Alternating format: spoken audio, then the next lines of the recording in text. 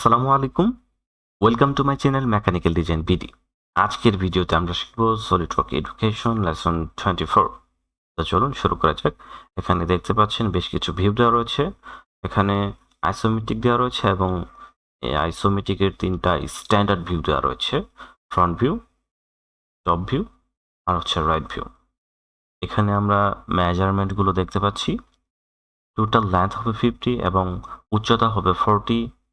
এখানে যে 40 দেওয়া রয়েছে এটা হবে উচ্চতা, এই 40 হবে প্রস্থ, এই 50 হবে লেন্থ এবং এখান থেকে এখানে 40, 30, 30, 20 এটা উপর থেকে টপ প্লেন থেকে আমরা এটা ড্র করব। চলুন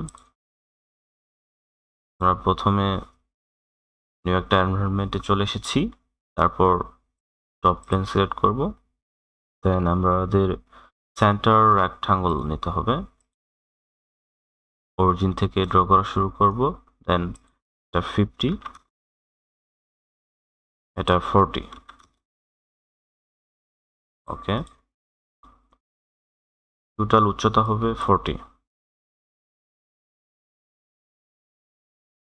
এবং আমরা উপরে ফেসে সিলেক্ট করে স্কেচ মোডে যাব, দেন একটা লাইন নিয়ে ড্র করব।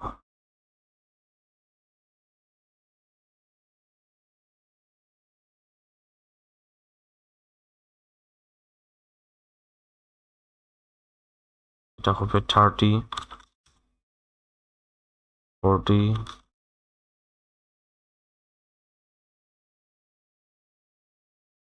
30, 20। ওকে, আমরা আমরা বের হয়ে যাব এখান থেকে।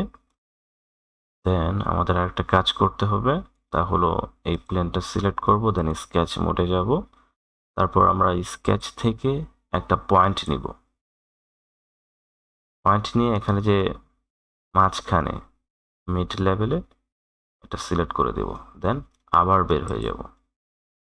ওকে, এখন এখানে ফিচার্সে গিয়ে আমরা দেখব লফটেড কাট। লফটেড কাটে ক্লিক করার পর এখানে এই লাইনটা সিলেক্ট করে দেব। লাইনটা সিলেক্ট বলতে একটা লাইনে সিলেক্ট করলে পুরো স্কেচটাই সিলেক্ট করে নিবে।